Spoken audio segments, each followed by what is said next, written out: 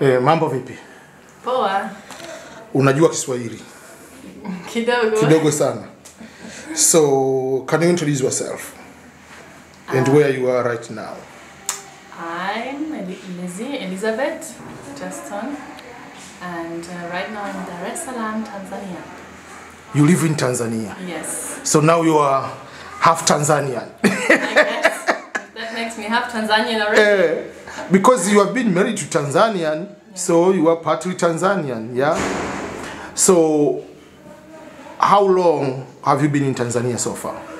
Like 5 months. 5 months? Yeah. But before that you have been knowing someone who is Tanzanian? Yeah, my husband. Yeah. Where did you live before coming to Tanzania? In Geneva, Switzerland. Switzerland. Yeah. So how many languages do you speak? Like, I would say just 2 fluently, and then a little bit of French and a little bit of Spanish, and now I'm trying to improve my Swahili. Okay. What are the most difficult words or the things in Swahili which you haven't been able to distinguish or to capture them? In the language? Yeah. A lot, actually, because I've been so busy with the kids. So as soon as they go to the kindergarten, I want to do a Swahili course to get the basics.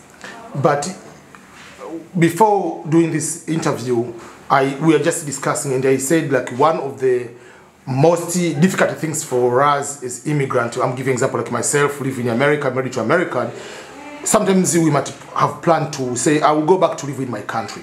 So you are married to Tanzania and you have lived in Geneva for quite some time, and you say, okay, we are going to live in Tanzania. How was that difficult or easy, the decision to make to come to live in Tanzania?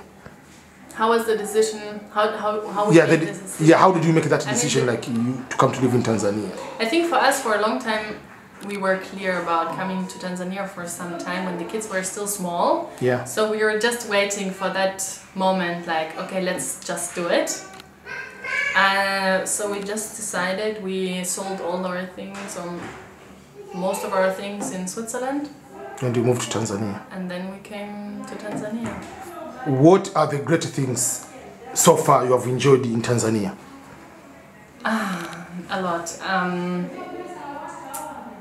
I like it. It gives us more freedom because we have a garden now and the kids can just run around. The kids are barefoot a lot, and just being outside, eating a lot of fresh fruits and vegetables, getting to know the country slowly. That's been great. What about the traffic? That's another story. The heat and the traffic and the hospitals, those are like some of the challenges here. But when you get to use it, there will be no hurry in Africa, and you will be African. I hope. I think it will take me some more time. Okay, so what about the kids with the language? Have they adopted well? Or? Yeah, they're much quicker than me, of course. Nakia has been speaking English to the father before coming here, even though he always spoke Kiswahili with him. Yeah. But now she switched into Kiswahili most of the time because she hears other kids speaking. So that's been really amazing. That's also one of the reasons we moved here. And Noah, the young one, he's 2 years, he's speaking Kiswahili even with me. Even though I speak German to him, he is he responding back to Swahili? Yeah, he's now only about Swahili. Okay. What are the most things now you miss about not being in Tanzania, like back in Switzerland or Germany? Germany. Yeah. My family, mostly my family and friends. And I guess the health system, of course, is quite good there, so you can really relax. Like if you're sick, you know, you don't have to pay anything. You're gonna be taken care of. So that's a huge privilege we have over there. Yeah, driving a car is much more relaxed. And I think the weather, I mean, it's been really difficult here, the heat. So I think I would prefer being in the cold right now. Yeah. But that's about it, I think.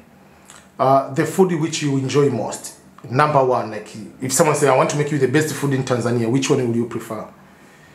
Wali na mboga. Okay. I know you know, like not every woman knows how to cook. Some they cook, they know how to cook, but they don't enjoy For you, cooking is just not just like cooking, it's enjoyment, it's a hobby. It's an enjoyment. Yeah. So did you learn that from family, or just you decided to just develop that hobby on your own? I think from very early on, when I was like 13, 14, I was starting to cook at home, and then I just continued developing that. And for the Tanzanian or African food in general, which food do you like to cook most? I mean, I had to learn how to cook ugali. I don't really like cooking it because sometimes it still turns out to be not so great. But it's okay. So I guess still, if you consider wali like rice a Tanzanian food, then I prefer cooking that. Depending on like if you make it with the coconut or you start making with the pilau, make all those kind of things, yes, it tends to be, because most of the westernized rice is just more plain, I can simply say.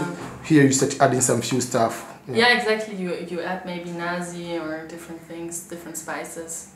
And then we make mchicha, cabbage, this kind of stuff aside. Okay.